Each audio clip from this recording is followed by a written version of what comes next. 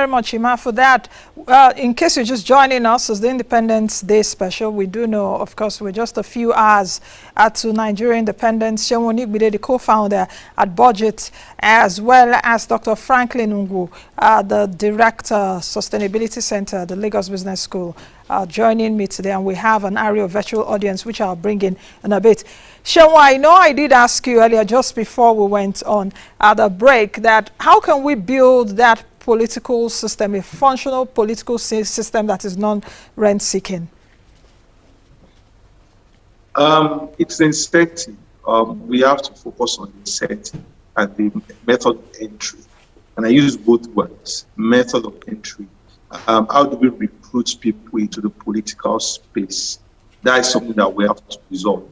If the political space is monetized to a level that it is out of reach of decent working people, they definitely will keep having fraudsters, thieves, or people without any sense of ethics, having a lot of influence over that space.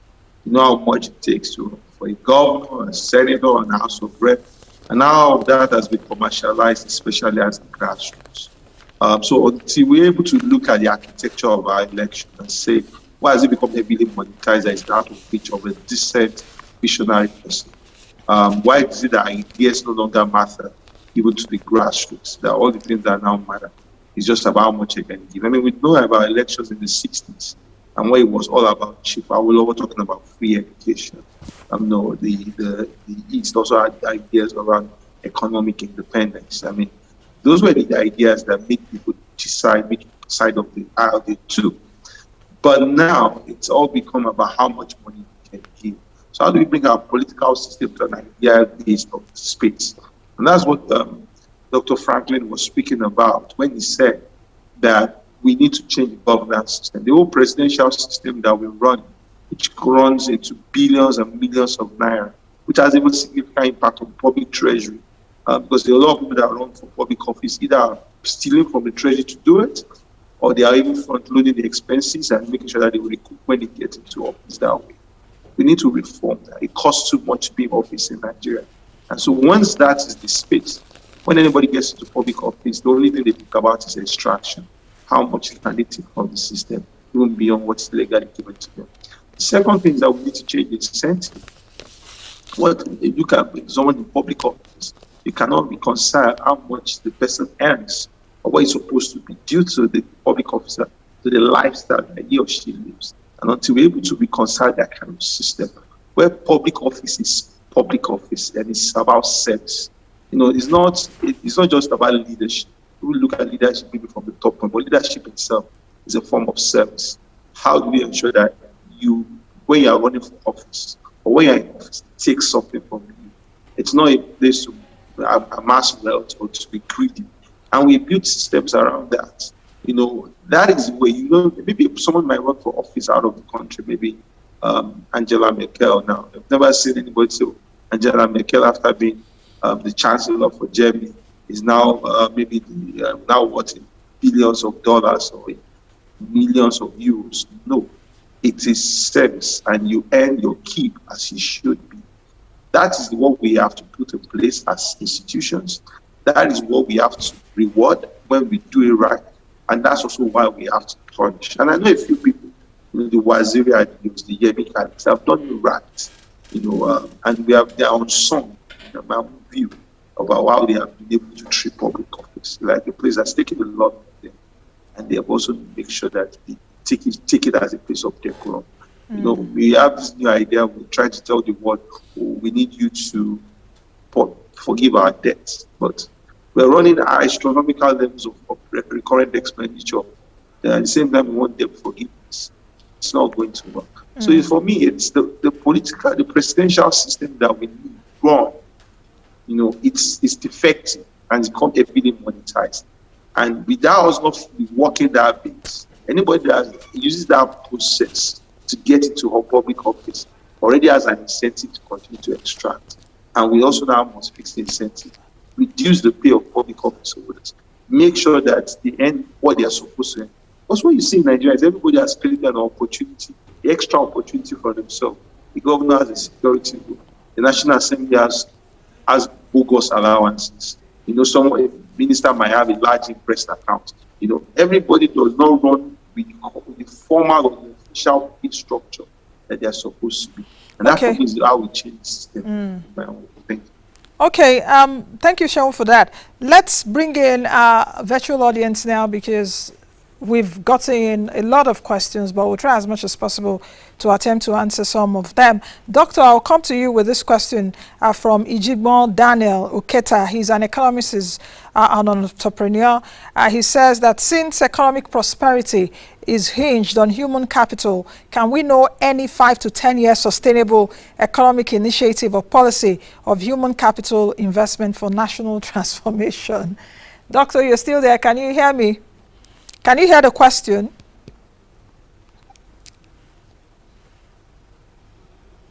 Doctor, can you unmute yourself? Doctor, can you unmute, because we can't hear you? Doctor, can you unmute yourself so that we can hear you?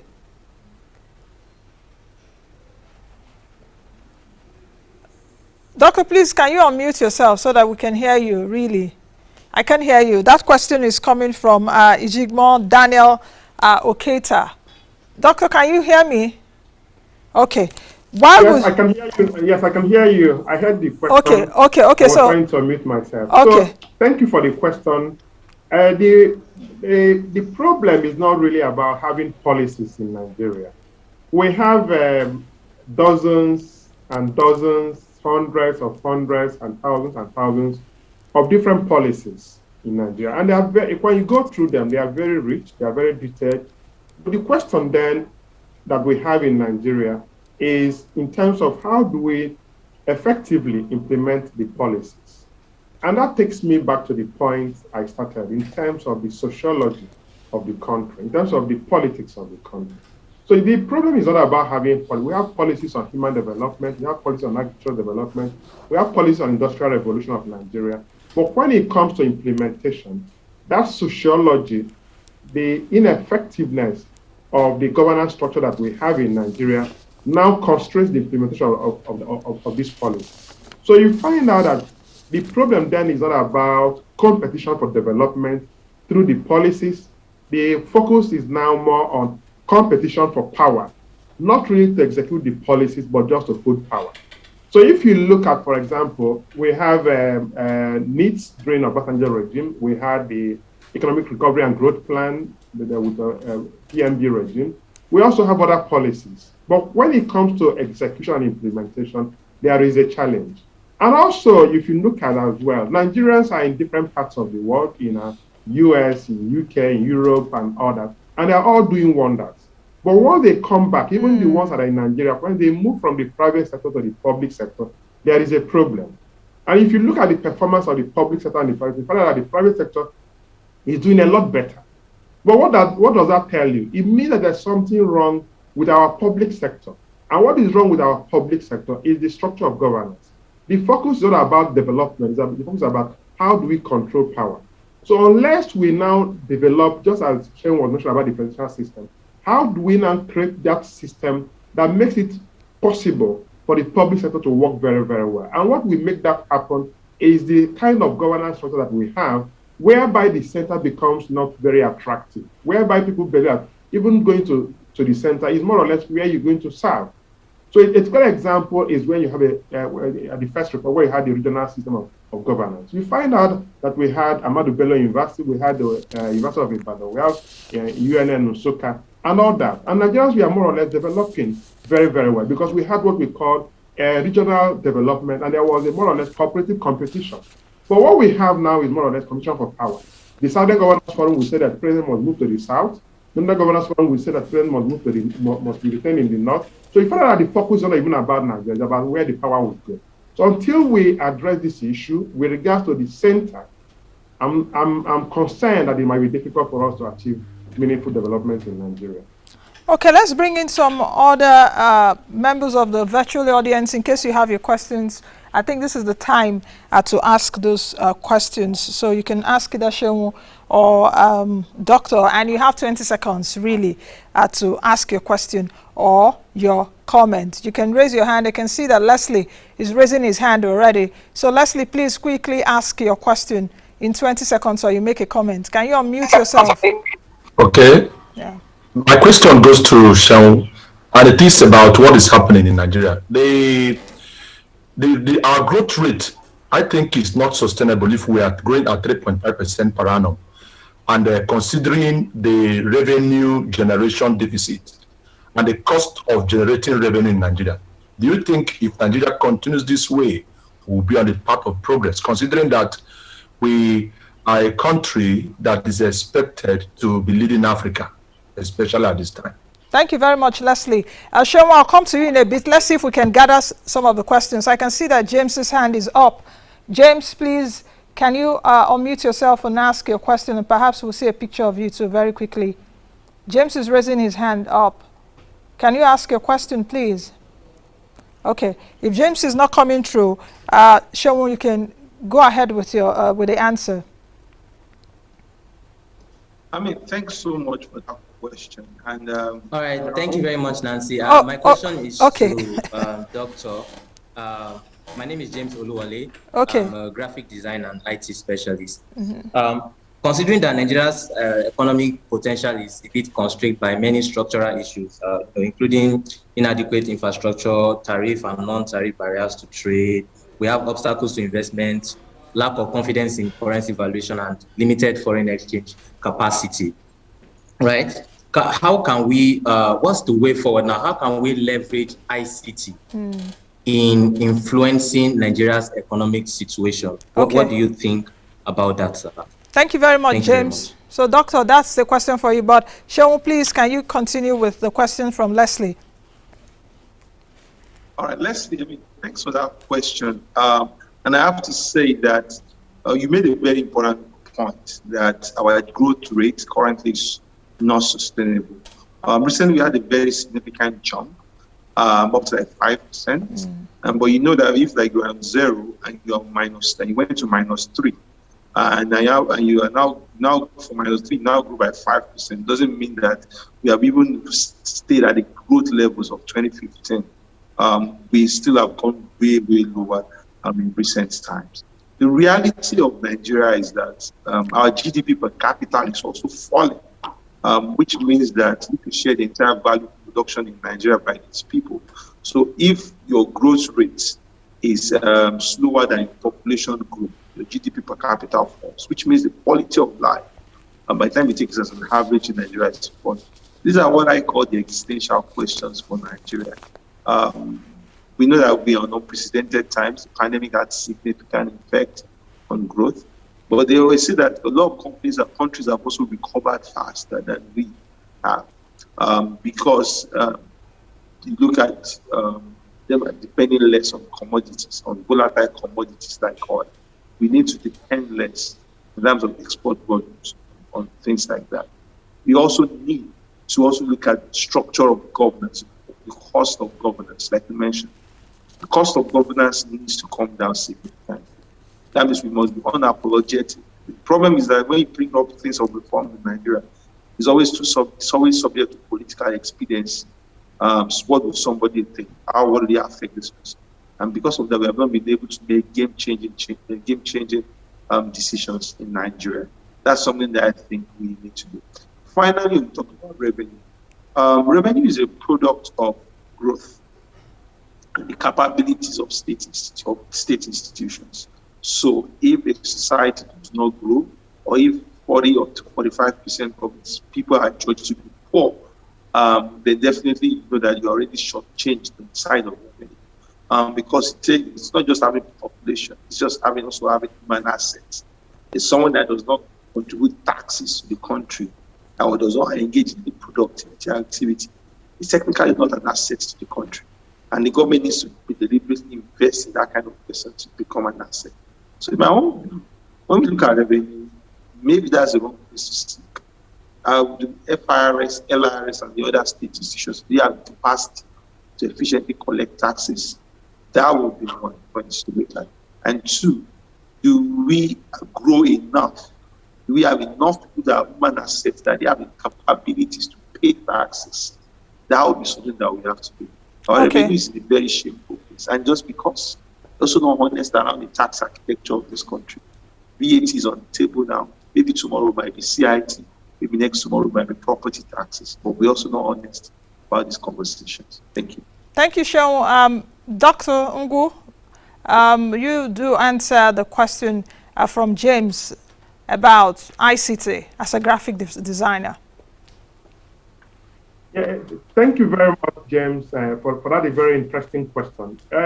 Just to answer directly, of course, nobody is doubting the importance of ICT to leapfrog any economy. And in many developing countries, it holds a very good potential to help the different economies. But in Nigeria, what we can do is to see how we can enhance or expand internet penetration in different parts of the country. Of course, what you can also achieve will depend on the availability of resources. And if you look at the moment, both the federal government and the state government are more or less struggling with regards to resources, with regards to, if you look at our budget deficit.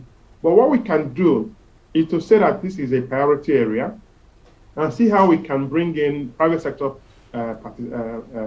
leaders or participants to really help us to really push IT across different parts of the country. Without internet penetration, I just came back from Rwanda, and in Rwanda, the penetration rate is very, very high. So it means that even in different parts of the country, once you have internet penetration, it means that our youths can actually start learning certain things on their own. So when you now go to school, what you've learned can also be expanded. So the easiest way to do it is to see how maybe Ministry of Digital Technology and Communications can collaborate with the private sector to see how we can ensure that we have higher internet penetration across different parts of Nigeria.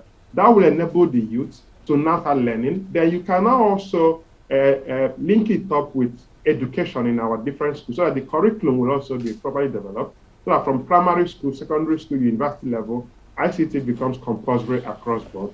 Of course, after some time, you will now have a population of young people that are very literate in ICT technology that will now contribute to better development. Okay, thank you, Dr. Ngwu. Ishaku Baba, I can see that your hand is up. Let's quickly unmute yourself and ask your question or make your comments in just 20 seconds because we have a few minutes to the end of the show. Ishaku, quickly make your comment or your question. All right, thank you. I'm Ishaku Baba and I'm a digital marketer. Today, Nigeria's at 61 stands on 12 trillion of external debt, 20 trillion of domestic and a total public debt, which is around 33 trillion of total debt, which is also sad enough. Now, how do we throw straight questions and solutions into resolving this crisis so we do not fall into an economic clampdown as a nation? Again, this goes to the IGR, our domestic products, and where we must stand as a nation in the international business ecosystem in the midst of this current poverty rate and the increase in unemployment. Okay. I mean, implementation, strategies, and transparency. Thank you. Thank you, Shaku Baba. You've raised a very salient point. Doctor and Seun would also take that even as we close. Let me add this as we also close in your answer to Shaku's question. Seun, if perhaps the future of Nigeria is in the hands of the young people such as you, we got the news of Andela, overnight, Flutterwave, Paystack, and all of that. And Dr. Franklin, what Ishaku has asked, 35 trillion naira, that's what our debt is. What it means in pure language, and let me explain, is that each Nigerian, if we're taking in net debt capital, what we owe as Nigerians is about 160,909 naira the last time I did the mathematics. So I'm owing close to 170,000 naira. Your children are owing that. Even you, Ishaku, that has a question, you are owing that. So, Doctor, answer that as well as perhaps the solutions as we end this first half of the program. Thank you, Isiaku. It's a very interesting question that is worrying many Nigerians. So they say that even if we add other debt that we owe, it will be about 50-something trillion. So it's even higher than what we are looking at. But what is even more disturbing is that we don't really have a clear strategy in terms of how do we raise more revenue, or even reduce this debt accumulation. If you notice, the federal government is planning to borrow more. But what can we do? I think that what we can do is to rethink our areas of comparative advantage. And one of the ways through which we can raise our revenue, in addition to tax, will be to look at certain sectors that hold very good opportunities for us, particularly in areas of in agriculture, ICT. So, for example, if you look at agriculture, I've argued this many times. Malaysia made about $12-point-something billion from coconut and palm tree in one single year. So the question is, if Nigeria has a competitive advantage in these key areas, what are we doing about it? So if, for instance, we say, okay, the 10 million Nigerians, each of you should plant 10 economic trees each. That will give us 100 million economic trees. If one economic tree gives you about 25,000 or 30,000 naira, you can times it by about 100 million. So that will give us about 300 and something billion. So what I'm trying to say is that there are innovative ways through which we can start rethinking some of these things. Other sectors which we can also look at to see how we can revamp them, to see how we can increase what we're trying to achieve. Yesterday, we had the Minister of Works and Housing, Batuneraji Fashola, in Lagos Business School to talk to us about the contributions of the Works and Housing Ministry and opportunities for the private sector. And he gave very excellent insight into what they are doing. So another area is how do we increase our infrastructure development to really leapfrog the economy. So there are ways through which we can also raise revenue to do this infrastructure, which one of the senior fellows of the Lagos Business School, Stephen Danus, had also pointed out. So there are different options that we can use to reduce our debt and increase our revenue to achieve better outcomes. Okay. Seun, you're still there. Is the future of Nigeria and the young people, such as you? Seun, are you there quickly so that you answer that question very quickly? The future of Nigerians, are they in the hands? Because we're talking reshaping Nigeria's economic future. Is the economic future of Nigerians, Nigeria in the hands of the young people? Yeah, you're right. It's in the hands of young people, and it's not 10 years from now, 20 years from now. It is now. And you can see the moves: Paystack, Florida Wave, OPay, PiggyVest, Cowrywise, Budget, several organizations. A country like Nigeria needs to identify what they call growth holes, which are places where you can have quick shoots of opportunity for employment and value creation. ICT is a critical component on that. And Ishaku made a great question out of that. We also need to look at value-added agriculture, light manufacturing, sustainable mining, the things that we can do as a country, and with right investment that will give opportunities for more young people. We cannot run away from the fact that we'll continue to be a young country. I mean, we are one of the fastest growing populations in the world, and that itself has some challenges in terms of instability, which comes from unemployment or underemployment. Nigeria is faced reality there. It's time to protect the industry like an IT, invest in it, support them, ensure that the policy environment is helping them out to really thrive much more. These are the kind of things that we need, that we hope that Nigeria will be. A country like India makes over 200 billion, from ICT revenues itself.